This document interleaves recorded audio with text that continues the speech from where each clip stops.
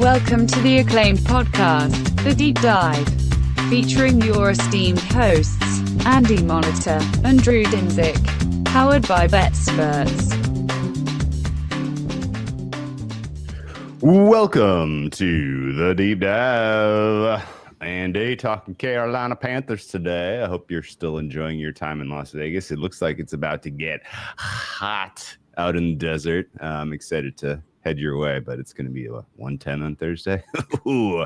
But who cares? Because we're inside in the air conditioning. Probably not going to leave circa the whole time. I'll go out to the stadium swim, but I don't know. I don't know that I'm exactly going to be feeling the heat, so we'll see. Even out at stadium swim, if you decide that you're not getting in the water, it's too much. Like I said, I went the other night for the fights. That's fine after dark, but if you're in a spot where there's not shade and you're not swimming, 110's a bit much for me. Drew and I will be doing some live podcasts later this week. Special guest on Friday. Oh, yeah? Fun one. We'll be doing the rest of the NFC South. And then, AFC South next week. Close out. Football starts. If you could do me a quick favor before we get going on the Fighting Eagers of Carolina, hit the thumbs up on the channel. And I'll give you a sec, actually. We'll just wait for you to do that. All right. Good job. Thank you. Good job. Thank you for you. And, the Panthers are our second team of the week, aren't they? Yeah. They're not in the basement this year. And part of that is just because the Saints are so bad. But expectations are high. Moving on up. Yeah, expectations are high. I think, the entire story here is pretty straightforward. Did they fix Bryce Young at the end of last year? Did the growth that you saw from Mr. Young after his benching when he returned to the field and ultimately led the Panthers to some pretty compelling performances, including a near upset of the Kansas City Chiefs, if I'm remembering correctly, and the Eagles. Was that real? How much of that is sort of what to expect from his as baseline going forward, and how much of that was, a little bit just fool's gold, I guess. And then even beyond that, like the real thing that I'm struggling with the Panthers is all of the attention on Bryce Young and his development, and that being sort of the center of gravity of this team and the discussion about this team. Is that taking the eye off the ball of all of the other problems? Because there are lots of those. And if you're just zeroed in on Bryce Young, you could squint and miss some of the other issues. They had a lot to fix, and they did fix a lot. It was a very plus offseason, I would say, especially if you consider the return of Derek Brown to full health.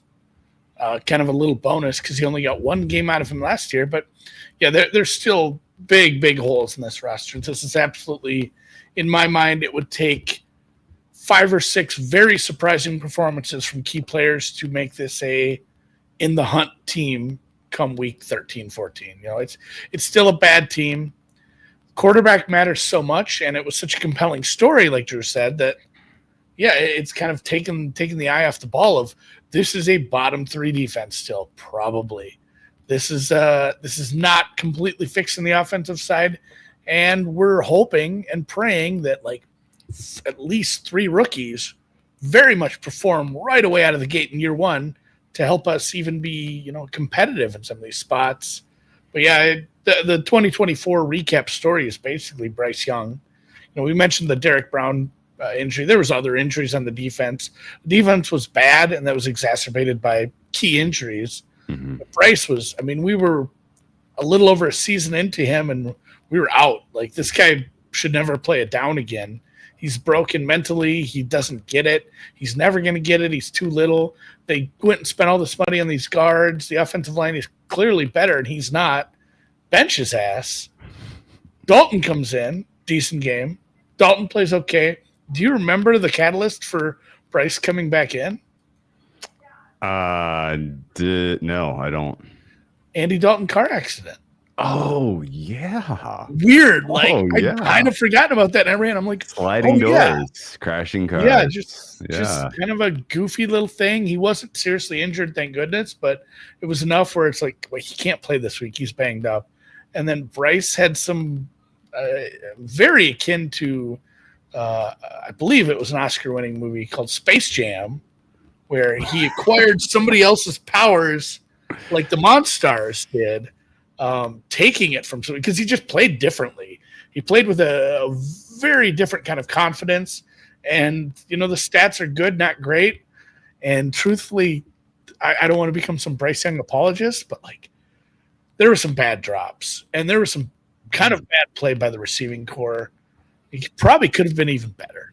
It was weird. It's, I guess, we joked around about the Josh Allen going from, hey, this guy can't hit the broadside of the barn at 30 yards to he's the MVP. We joked like we'll never see a turnaround like that again. But if Bryce Young takes like a second step forward, it's going to be another like Christ. Like we wrote this guy off and he ain't right back. It's the data from his first year combined with the first 2 weeks last year was so appallingly bad that's why it's all relative.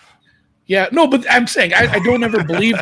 I'm not saying he's an MVP at some point, but from Josh Allen year one to Josh Allen MVP, like it's the same. It's relative. Yeah, exactly. It's the same kind of gap. Like this guy is playing some Keely Smith, Cade McNown ball, and he is. Hey, guess what? You're going from the 40th percentile to the 99th percentile. That's a big gap. Going from the first to the 55th is a big, that's a big step forward. And a 55th quartile. There's not that many quartiles. It's right there in the name. A 55th percentile quarterback with the right roster can win you playoff games. Oh, not especially in the NFC South. Or it can get you into the playoffs in the NFC South. It can get you into. I mean, it can. And that's going to be the focus of the 2025 portion of this podcast. It is not the kind of roster that a 55th percentile quarterback can win playoff games with, much less get to the playoffs. There are still holes. They're doing a good job. I kind of believe in the powers that be for the most part. I like how they're doing things. I think they took their lumps, and a lot of it was because of one move. Like the Bryce Young move really makes management look bad until it doesn't. And I think now I'm really, really happy with, the offseason, even though they went at it with a little different kind of focus than I thought they would. Yeah. I thought it would be a little more, let's get some high-end defensive players. Let's draft some high-end defensive players. And I think sometimes it's just out of your hands. And they said, like, and we'll get to them, like, maybe there's not ever going to be another chance to draft a Ted McMillan, and the one, who did the Patriots sign? Big guy up front. You're talking about offensive lineman? No, defensive lineman. Defensive lineman. The Milton Williams. Yeah, he was on their radar, and it just didn't happen. So, everybody looked at the draft and said, well, that's a good spot for them to draft like the best pass rusher, but that's not, just any Carter. Defensive player. Any defensive player. And it's like, if it wouldn't have been strange if they had paid Milton Williams, which is a lot of money, maybe that was the money part they were out on, and they would have drafted a pass rusher in the first round. Everyone would have been like, yeah, that's fine. But at the same time, they went and got some defensive players. Their second and third picks were defensive players, and they still went out and added to this offense as well. So I think they were additive on both sides. And again, it's still very much a work in progress, but I'm keen on the rebuild, I guess. Okay. Bryce Young's week 8 to week 17 performance, his EPA per play was about 0.1. You mentioned it. There were some extraneous factors like drops and just overall lack of quality of teammates that maybe makes the 0.1 actually seem pretty dang impressive. If you go back from 2022 to 2024, what does a 0.1 mean, Andy? It's a Geno Smith. That's a Kyler Murray. That's a Baker Mayfield, which is ironically where I want to point, because Baker Mayfield, of course, was famously picked up off the scrap heap by Dave Canales as the OC in Tampa, and was a very successful reclamation project where I have no problem rating him in the top 10 of quarterbacks. And this time next year, if Bryce Young puts together another season that has those types of numbers, I will probably be saying the same thing about him. He could be a top 12, top 15 guy. It would not be outrageous for the first overall pick to ultimately land there, despite his shortcomings. Now, I would generally say that Dave Canales, he's clearly can communicate with the guy who is not running, performing the quarterback position with confidence. It's clear, like, he can do that. And what he got out of Young, I think, would be expected to build and grow, and kind of electing to use their draft capital early on to address wide receiver also makes sense. Like, this was a very talent poor unit, but like, you surveyed the damage of what you had as a team to start last year, and all of the different things you were trying to find serviceable NFL level players, and it was hard. You did not end up with a roster heading into even the offseason that was like a work in progress. It was still like a scrapyard. And I think they are still kind of in the very, very early stages of rebuilding something competitive here. And I'm not going to be especially critical of Bryce Young and the Panthers not winning this year, because I look at this team and the talent and I'm just like, this is bad. This is not a good team. If they ultimately go 500, I think we should be like, damn. Oh my God. How the hell? Yeah, I would be, that'd be impressive, because even if you end up with a average offense, I just don't see a world where this is an average defense. Oh no, no. If it's anything but bottom 5, I'll be pretty sure. The most likely rating for this defense starts with the most likely ranking. Yeah, starts with a 2, and the second most likely starts with a 3. and then a 1, and then a 1. Like, they have a better chance of being bottom 3 than top 20 in my mind, just with what they're going to trot out there. And it's tough. It's like year 2 of a 4-year rebuild, and if they add some more pieces, some of these young guys pan out next year, they're still on a rookie contract. They can go out and make a splash free agency signing for a pass rusher. They can go get go end up finding yourself a couple more splash pieces here and there, one more lockdown corner, and turn a corner. You turn a corner and you win the South, because it's still the South. Yeah, that all checks out. Yes, welcome in, Dave. We've been saying that Dave never makes the live ones. Berto said Drew did look fired up to come to Vegas. Drew's been doing a lot of traveling lately, so you should just come to Vegas for like 10 days. Yeah, I'm already here. I'm already ready. What happened to my video settings, but it looks like I passed out by the pool yesterday. you do look crazy red. I'm very bright red for some reason, especially next to me, and pale. Anyway, all right. The thing about the defense that I just want to comment on 2024, some of the defenses that suck any given year, it's an effort thing. Would you agree with that? Like, it's not always talent deficiency that puts your defense down in the dregs. Both. Okay, I was going to say the opposite, which is like a team like the Jaguars being as absolute dog shit as they were, particularly against the rush last year. Or no, the pass. What was the pass? Their pass EPA per dropback was like they made every opposing quarterback look like Pat Mahomes. It was absolutely ridiculous. Some of that is effort. Some of that is you've quit on the coach. The coach is going to get fired. Nobody really is inspired to go, bang your head into the wall, and so your effort goes down and you start sucking. I never got the sense that was the case with the Panthers. I think this defense was just bad, period. And it was less about effort and more about talent. Because I have no qualms that Ejiro Evero can coordinate a good defense if he has the pieces. And I have no issues that Canales is getting these guys fired up for a game and prepared for a game. It was literally just like they couldn't tackle. They could not stop the run to save their lives. And their EPA per play on defense last year was like a little astonishing how low it was. What's a really good what's a really good year for a top 5 running back plus a rushing quarterback combined? Running yards. If they were to combine for like 2,800 yards, that's an amazing year. This team on defense gave up over 3,000. It's only been done. Oh my God! It's only been done a couple times. It was that big of a number. I didn't realize it was that. Yeah, big. Granted, we have an extra game now, but it's still a lot. We talked about the Saints defense yesterday being on the same level as the Cowboys for a run defense. This is worse. This is worse. Right. They break the EPA graph. Honestly. So you have everything's clustered together because the Panthers are so far away that the scales are fucked. Yeah.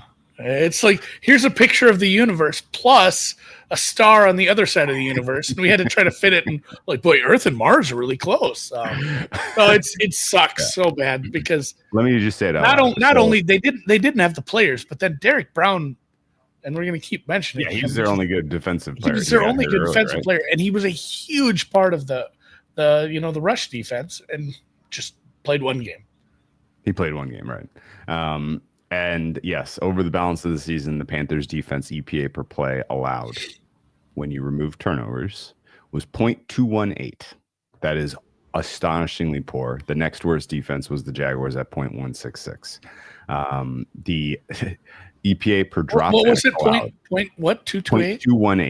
0.218. Their EPA per drop back, EPA per drop back was 0.302. 0.302. That is a freaking ridiculous number. Ridiculous. That is literally you're making every one of your opposing quarterbacks play at an MVP level. I don't think any quarterback, maybe Jared Goff had a 0.3 over the balance of the season last year. So it's rare that you see highs that high. Their EPA rush allowed 0.124 per rushing attempt. And this was a lot of games where the teams were just trying to end the game. And you still could not stop them. I'd say a majority of teams have a negative. Yeah, a majority of teams have a negative EPA on rush. To have a number that big, again, and running plays for the most part are inefficient, and you made it efficient for the other teams. Good for you guys. Yeah. The best drop back offense last year was the Ravens, 0.387. But you basically made your opposing offense perform like a top 5 passing offense and a top 1 rushing offense. Even the Eagles and the Ravens didn't hit 0.12 on the ground per play last year. Amazing. Hey, this is bad. Yeah, that's funny. we have the Eagles and the Ravens. You know who's better at them than running the ball? The composite team of whoever was playing the Panthers, which included the Saints running back room for 2 weeks. Sure. Tampa Bay couldn't get out of their own way running the ball last year. They played the Panthers. Oh, we got it. We're having ourselves a day. Big week for Bucky. Yep. Big week for Bucky Irving. Although Bucky Irving ultimately was he ended up being good. It's just they didn't. Rashad White to start the season for them last year was literally pulling the teeth out of your head. All right. Anything else on 2024 before we talk about their offseason? Well, I guess the vibes should have felt better considering the final answer to the question of did we fail with our quarterback evaluation and decision was maybe not. The vibes were pretty high, I guess. That is despite the fact that you had the lowest win total in football at 5.5. You did not make that win total as you went 5-12. And as far as covering spreads, you were 8-9 against the spread, as you would guess, because your defense was so poor. The over hit in 13 of your 17 games. They should have some. They will quickly have high totals again too if surely. If Ted McMillan hits. If he's a real guy, yeah, if he is the real thing, and first year for Dave, first year for Canales. It's a first time head coach, first year. Kind of got to give him a break as well. You would expect things to. Well, they had the 20th best offense. I think that in itself was like hang a banner. Yeah, I do give him credit. So preseason last year, this was your worst offense rating, right? Had to be less. Yes. We had zero faith in this offense. They were 32 of 32 for me last year to start the season on offense, and actually. I take it back. They were 31 and 32. New England was worse for me. I was way down. You had a rookie quarterback in the worst you had offensive line. And behind they did start the set. 5 Jags on the offensive line. 5 burning piles of trash. Yeah. But still, like the fact that you were expected to be a bottom 3 offense and you ultimately got 20th, give Canales gets a pat on the back for that. All right. What'd you think of their offseason? Let's kind of go through the moves. They didn't lose anyone valuable because they didn't have anyone valuable. Yeah, not really. We won't even talk much about the losses because there wasn't a ton. And it wasn't valuable players for the most part. Trevon Merring, the safety, he got paid for a very mid safety, but they needed a guy because what was it? Woods was back there. You signed Tershawn Wharton, a defensive tackle. Mm-hmm. You'll have him playing one of the other defensive end spots. They run a 3-4, so up front defensive end, but you still have the outside linebacker on the top. Decent year last year, younger guy. He got paid too. They put some money into this. He is not a great run stopper, though. He's more of a pass rusher. So it's another kind of tick in the box of like this is still going to be really easy to run against this team, most likely. And then Bobby Brown, another interior guy. He'll be nose tackle in the 3-4. Big guy. He's a good run stopper, good enough. You hope it's kind of a plug-and-play player, but it's not a high-end plug-and-play player. Same thing with Pat Jones, linebacker. He's going to be kind of situational edge rusher. You signed Rico Dowdle to add to your running back room. You can do a lot worse for, like a $3 to $5 million contract for running back. You went and signed a punter to replace Hecker. Was it Hecker who was here forever? And then Christian Roseboom, another inside linebacker who absolutely will start because the linebacker room is pretty shit. So you re-signed Horn. That was the right move. I like to just for fun go to the roster and sort by the approximate value on Pro Football Reference just to see who they say who are the most kind of the most valuable players on a given team. The punter you mentioned, Johnny Hecker, more valuable than any of the linebackers over the balance of the season from this roster. The most valuable player, if you wanted to guess. Do you have a guess? From last season, as far as someone who value, actually played Horn?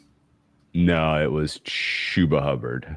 He was your number 1 player. Robert Hunt, number 2. Then Bryce Young, Ike Ekwonu, Taylor Moton. So basically the offensive line and running game overall was given good grades last year by the folks who devised whatever the hell approximate value is.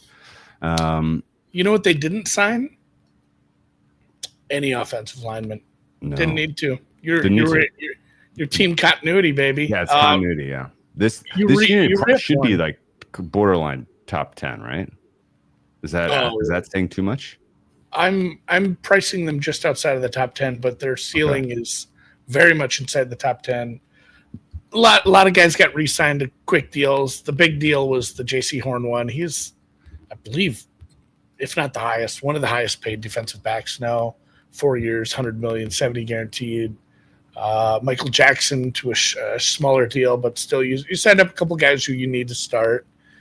And then the draft, we mentioned Ted McMillan, maybe not a huge surprise, although the draft nicks were weird about him, especially Split opinions. Jeremiah was, I believe it was Jeremiah. I'd hate to besmirch the name if it wasn't him, but he was Jeremiah. Yeah, he was mocking him in like the 20s in some spots. And I think it was about fitting. Like it was never clear who ultimately was. Well, yeah, yeah. There was always these rumors that teams have him as like the fourth receiver on his board if you count the unicorn at the top. And I never felt like he was going to drop to the 20s. I felt like maybe early teens was something, but he did end up going in the top 10. Huge dude, and he's not this huge dude who's just like I can only win one kind of route because I'm a big slow dude. He's kind of got it all. He can be right away. He can be a huge contributor to anybody. So I'm pumped. He looks good. Then you draft Nick Scorton, edge from Texas A&M. As everyone, this got mentioned a million times during the draft too. Right? They used him kind of in a weird spot. Yeah, so he has a collapsed lung. Sounds pretty bad. Collapsed lung. Yeah, joint practice against the Texans. Collapsed lung. They thought he just had like heat exhaustion. Collapsed lung. Spent the night in the hospital. Didn't fly back with the team. It's week to week. I don't know that he starts week one. It's probably 50-50. He was working off to the side in practice yesterday, which is a positive. But he's the one that he's been mentioned a lot by anyone who talks about the draft process and whatnot. They made him gain a bunch of weight at A&M. Yeah, he was a slimmer, more explosive speed guy at Purdue the year before where he had 10 sacks. So his stats last year look a little weird.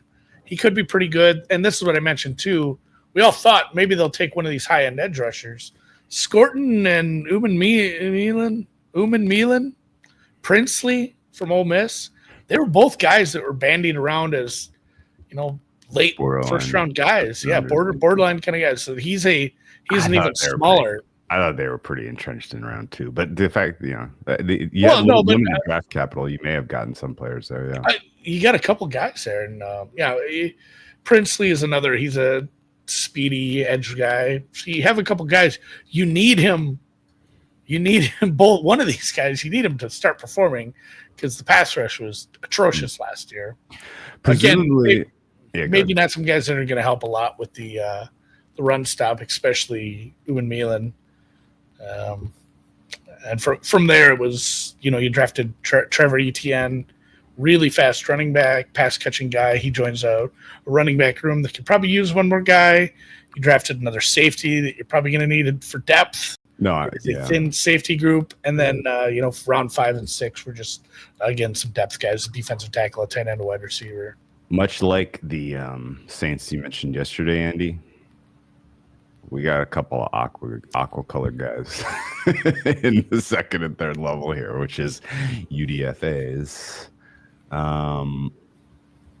I don't know anything about some of these guys that are going to probably see the field for them this year. You have crossed your fingers and said that we've solved the spine with Bobby Brown, Rose Boom, and Mooring, I guess. You haven't. You haven't, but that's... No, I mean, Rose Boom's not going to be a big plus. Yeah, your inside linebacker combo is bad. Your interior up front is depending on, a couple of guys you brought in as free agents, Bobby Brown and Treshaun Warren, Shy Tuttle mixing in. You're depending on those guys to play a lot better than they have. And then, you brought in a new safety. Trevon Merring is good safety, not great. And then it's very thin all around, though, especially in the secondary. That's where you're going to see those aqua numbers. You got Corey Thornton and Michael Reed listed as second-string players right now. Yeah. Like they're a heartbeat away from starting as a undrafted free agent. You got the rookie, Lantham Ransom. He's, like I said, he's your third safety as a fourth-round rookie. So extremely delicate, fragile secondary, fragile defense in general. Maybe a little more deep on the offensive side of the ball for sure. Overall, good though. Like they had needs. They had needs, and they filled up parts of it. They tried to solve the problem. You can't fix everything at once. You can't. But and a lot of the guys who ultimately were part of the problem last year still around. Trevin Wallace, DJ Wonum. Those were, they were getting major serious reps for you in December of last year, and you better hope that you've developed them up and coaching those guys up. Hopefully, my favorite thing. If you go look, if you pay for PFF and you look at the player grades, who do you think on defense has the highest rated coverage grade of the people that anybody on the team right now? Anyone on the team right now? Oh my goodness! I mean, I don't really know what to make of JC Horn. I don't really know what to make of JC Horn, but I'm assuming that he's fine. He would be one. No, he's middle of the pack. Interesting. I wanted. This is a trick question that just makes me want to dig into this. Yeah. Shy Tuttle, the interior defense. He wears 99. He's a big boy. He is listed for 0 coverage snaps.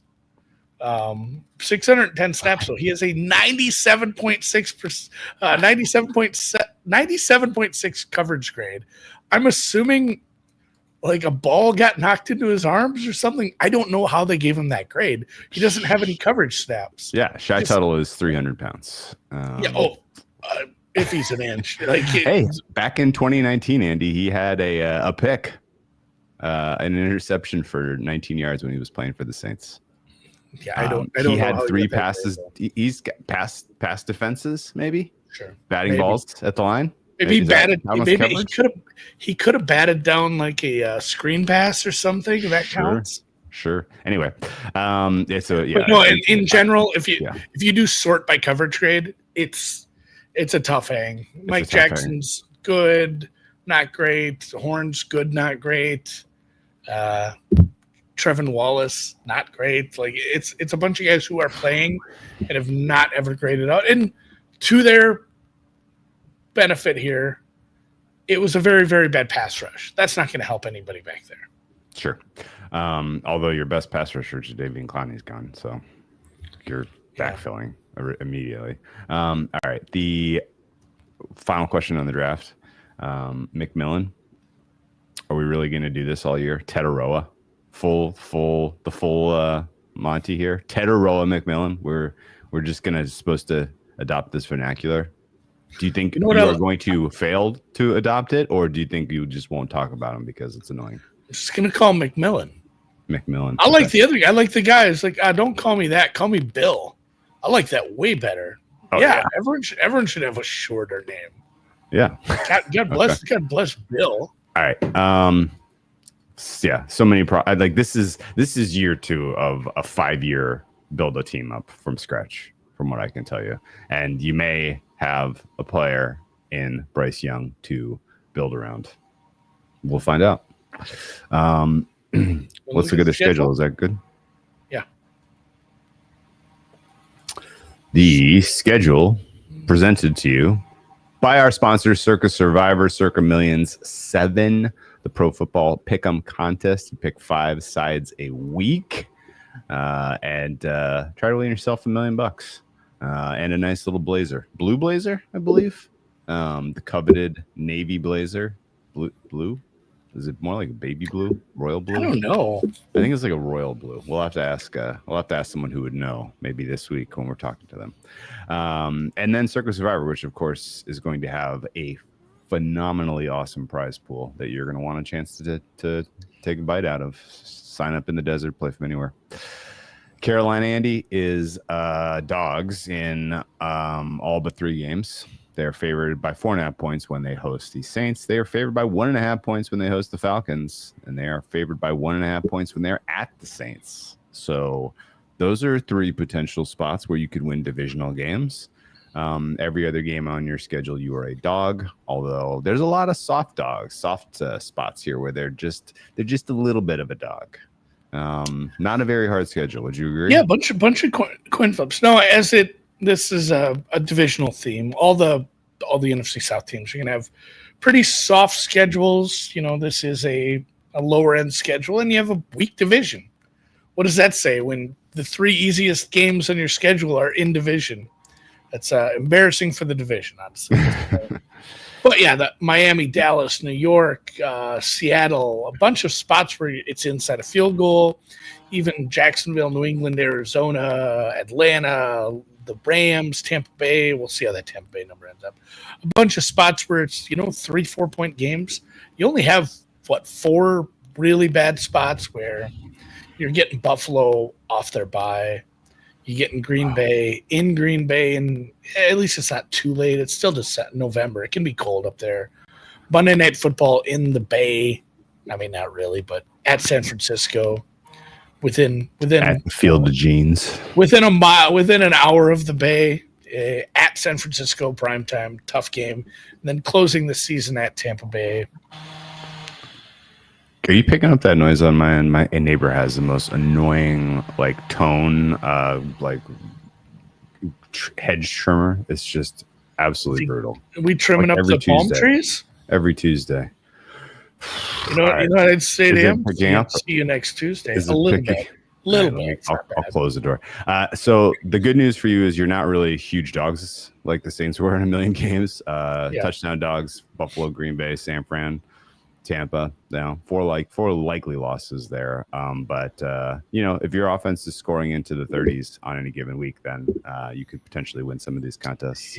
I would say that your defense is going to make this quarterback schedule of opposing quarterbacks look good, I think, pretty regularly. Nice opportunity off the bat for Trevor Lawrence to start his comeback player of the year campaign. Kyler Murray should have no issues here.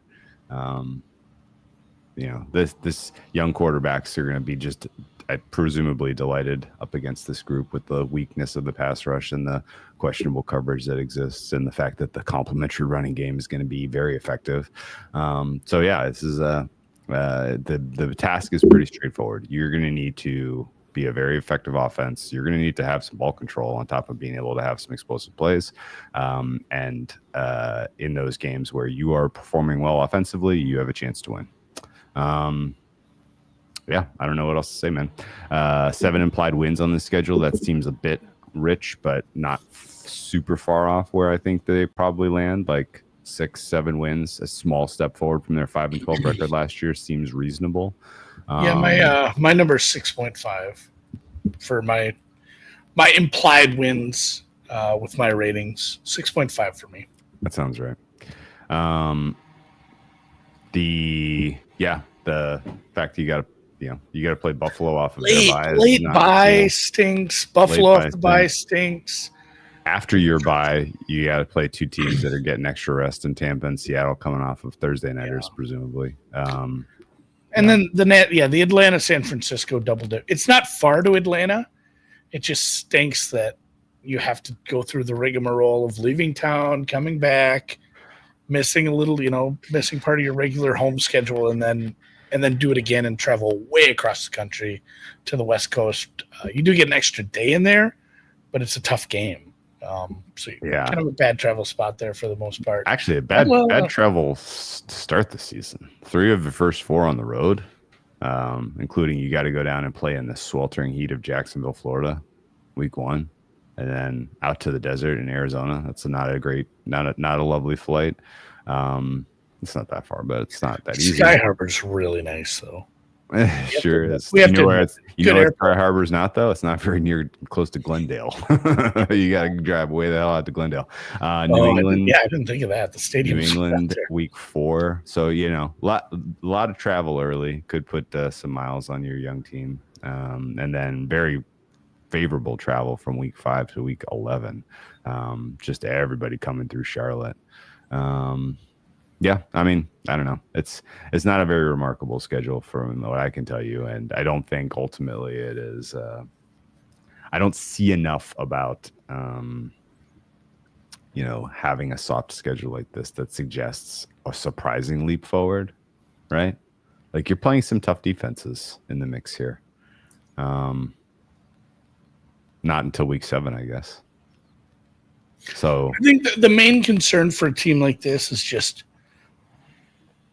Buffalo can pick their number. You know, when you play a team with a really good offense, especially one that can run the ball late, you're not gonna be able to keep up with them. Your offense might be better than we think, but the defense just doesn't have a shot against. I tell you what, man, I got to retract my statement. This is actually a really soft schedule of defenses you're facing. Yeah, you're playing a lot of the worst defenses in the NFL. That's what I'm saying. I'm a lot more worried about playing against some good offenses, and you know, there's a bunch on here that aren't, but it feels like there's no shot against Buffalo, Green Bay, San Francisco, both. Honestly, maybe both Tampa games because of what they can throw at you. Oh my God, that guy might be right by your window now. It's absolutely fucking killing me, man. I want to go scream at this motherfucker. Well, let him trim his trees. That's fine. Every fucking Tuesday, man. Property maintenance is important. He's got that curb appeal. Regardless, I don't think we're using this team in Survivor as Drew's going to shut his door. I guess they don't do AC in California. Fuck, I got this thing cranked down 68 degrees in the hotel room. We are going to enter Circus Survivor, and I don't know that there's a spot outside of not even really a joke from yesterday is the only spot I could ever probably consider using this team would be against the Saints. If the Saints are truly that bad and this team takes a step forward, they could be a touchdown favorite at home in week 10, but not exactly high on my list of where am I using the Panthers this year in Survivor? So what's the deal here? What are some of the weird ass superlatives that come with a team like this that's so lopsided and has such a weak defense, but a really weak schedule of opposing defenses? Like, they probably are candidates for just the most points scored in Panthers games over the balance of the season, right? Yeah, well, most points given up is definitely in the mix. I'm sure they're one of the top 3 favorites for that. Although I don't know if I love it because there's a bunch of offenses I don't really respect on this schedule too. Yeah, right. Obviously, the Saints twice. Seattle, I don't know how keen I am on the times. Dallas could be a problem. Miami, Atlanta twice. There's even Jacksonville, Arizona. I don't know what they fully expect out of these offenses. So I worry that it's not going to be just a barn burner every week. And truthfully, to get there, their offense has to be a little better than I expect too, because they have to keep pushing the other team to score. Right. Fair enough.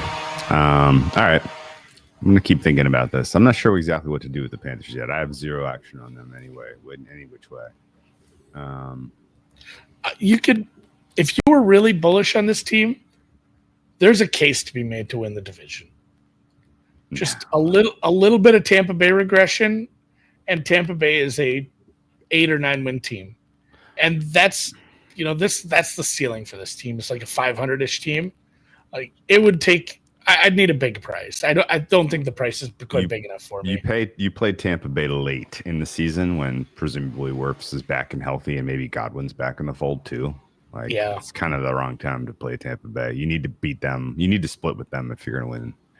I think you already have the division in the bag, and for week you're resting your players on the road at Tampa week 18. Okay. Yeah, that's what I'm saying. If it's a double-digit price, no, I think you're scrambling for maybe we can get the 3 seed.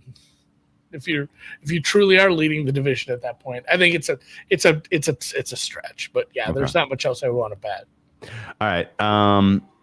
Let's go through the ratings. Quarterback OC was a tough one. A lot of respect for Canales again, and clearly he can communicate with this quarterback. I was not willing to go full optimist prime here on what we saw from Bryce Young is surely going to just carry into this year, and he's going to be efficient and a plus player every week. I mean, I still think a lot of his skill set is a little... Yeah, it's a little underwhelming, and I'm at a 3 for QBOC, expecting kind of in the late teens type of final rating out of Bryce. What about you? I guess the second half of the year impressed me enough that I was willing to go to a 4.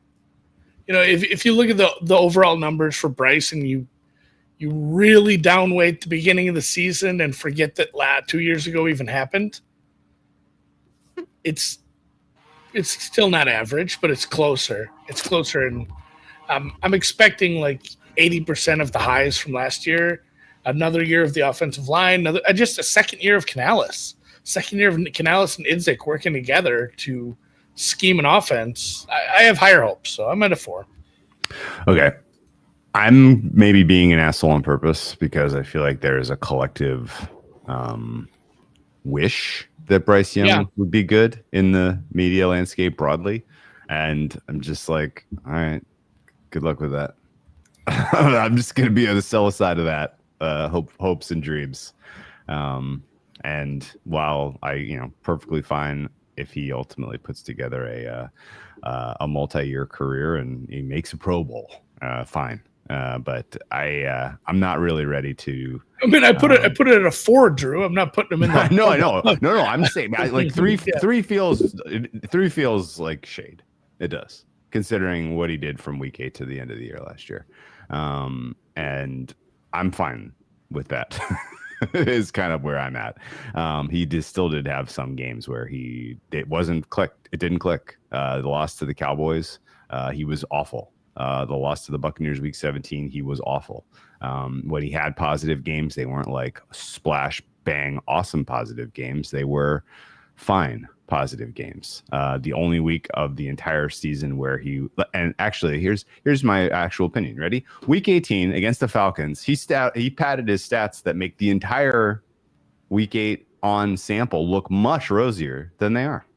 And I'm not giving you credit for hanging 21.9 EPA on the Falcons team in a 44-38 win that did not matter. And I guess ultimately I got to give him credit for just being able to execute an offense, because it didn't look like that was ever happening. He was sacked 0 times in that game. He was pressured 6 times, Andy. He had all of the time in the world to operate, and it was effectively a glorified preseason game. Yeah, the other thing I want to hold against the team, and maybe uses a bit of credit for him, it was just bad. It was a bad wide receivers group. He didn't have a ton of help. He had a better offensive line, but he did it with some bad receivers. So, okay. Benefit of the doubt. Okay. I'm coming in low, which means, if you haven't already guessed, I'm lower than Carolina, the market on Carolina, and it's by a non-trivial amount. So that's where we're headed here. Skill group for me gets a 3.5. I'm not sure what positives there are to take away still from what's left of Adam Thielen. He was your most important and successful pass catcher last year, and he was only able to give you 10 games. I don't know if you're going to get much more than that this year out of his age 35 season. And to me, at least, Xavier Legette isn't really passing the smell test as a hit. No. Honestly, out of anybody, and let's just take McMillan out of the equation because we don't know how he's going to be. But for me, it's Coker as your other receiver, and I think he might end up just in the long run. He may get more snaps than Legette. Legette isn't looking like he's going to be a polished, finished product at the NFL level. Although just 1 year under his belt. Thielen's old. He's been in the league for quite a while, so I think it was this is maybe his 10th year. He's still a nice little, slot guy, possession guy. He can be additive to this team, but in general, you need your rookie to work out, or you need, Legette to suddenly get it. Coker was great especially for where you got him, which was, I believe, a UDFA last year. Yeah, that's right. He was not drafted, and again, he probably, I think most people would agree, outplays Legette. Hubbard's very good. What was your number? 3.5, same as you. Oh, okay. I never did say it, but it is 3.5, same as you. Rico Dowdle, good pickup. I don't know if ETN will get a lot of touches as your third guy. Hubbard's a good good running back. Sure. So it's top 15. But yeah, and this number is this skill position group is a 35th percentile, is what we're saying. It is quickly above 50 if McMillan is – it's apparent like he's a big part of this right now. Okay. That makes sense to me. O-line. Offensive line is the one bright spot here. How high did you The go? highest number, 5.25. Okay. I'm at 5.5. Yeah, it's a continuity, especially. It's the same 5 guys. You have a pretty good group here, honestly. It's just it's not great. Nobody is great, but you put your money into it when you went and got the guards last year. Moten is just like quietly solid above average for a long time. You drafted Icky a couple years ago to shore up left tackle. Corbett, I believe Corbett missed some time, but has been pretty good at center as well. Just a bunch of slightly above average players, man, and it's the continuity adds to it a little. This is an offensive line that, again, probably could be something I upgrade later on if the pass protection grades get better. That was a bit of a weakness. Really good run blocking grades for the most part, but pass pro, especially for Kwanu, need to get a little better for me to consider this like a top 10 offensive line. What do you think? Is Chuba Hubbard actually closer to like top 5 running back? Some of his advanced numbers are really good last year. Like, was that just because of the way teams were playing prevent defense against him a lot, I'm assuming? Yeah. And it was this sort of situational success for him? Top 15 guy for me. Okay. He's very good.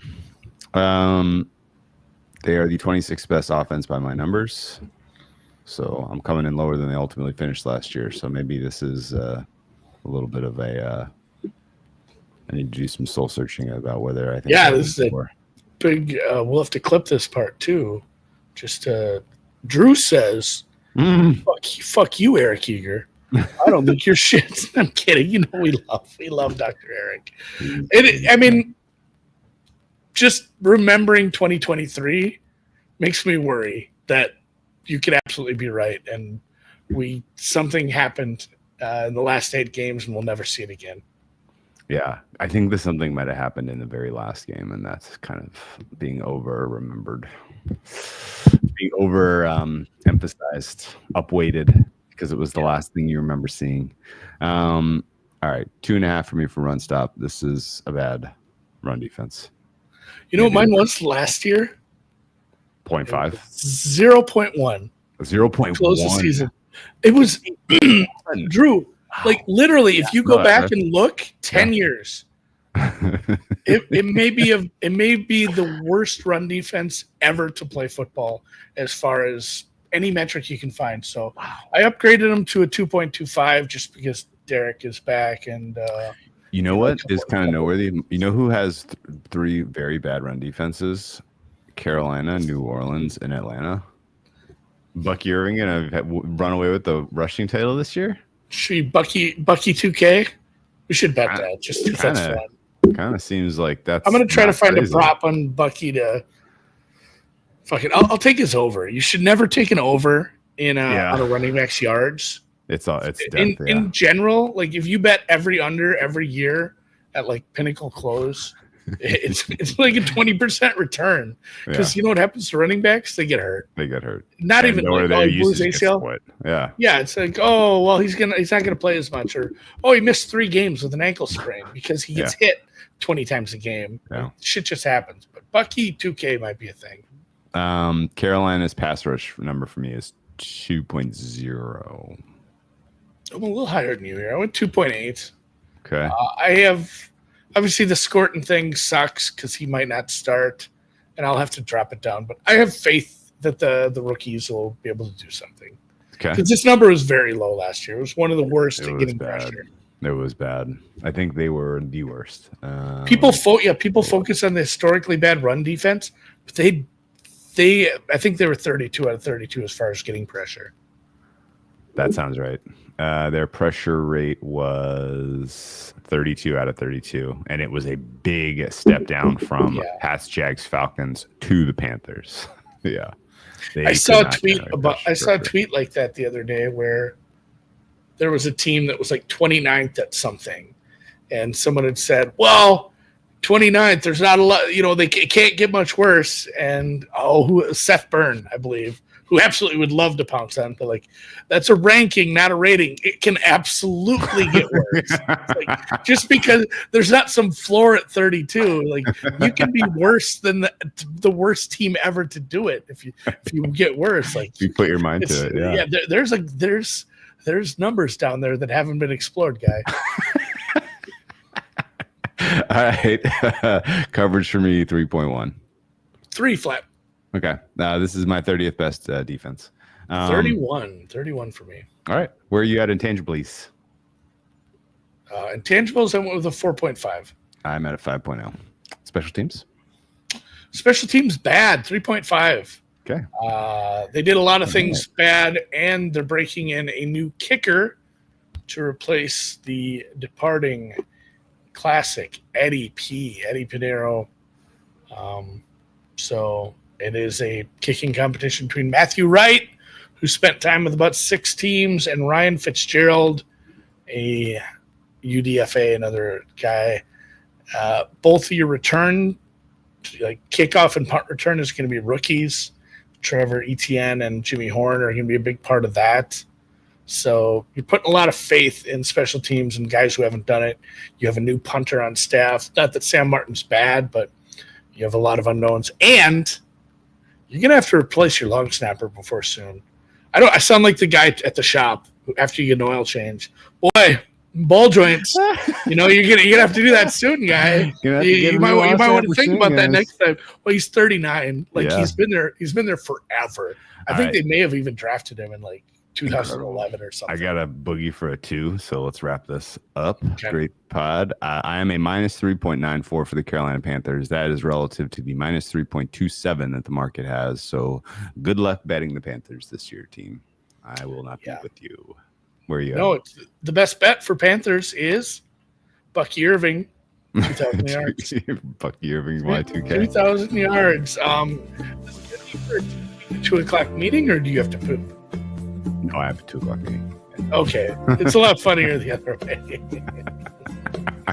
Well, it could be construed. It could. Yeah, I have a 2. What was your number? Oh, shoot. Yeah, we need to give our Minus final power numbers. 3.7, 8. Oh, hold up. Minus 3.29. Okay. I was high. Remember, I was higher on quarterback, and you're actually higher than you're right on market with these guys. Yeah. Okay. All right. Well, that'll be fun. Can't forget to give out the number, guys. See you guys. Smile. Right. Also, smiling faces. You got to tell us what this means. What is going on? What does this mean? You have to leave a message or something. They know when we're going to wrap every time, and they give us the smiling faces. Smiling faces. All right, I'm hitting end. Yeah.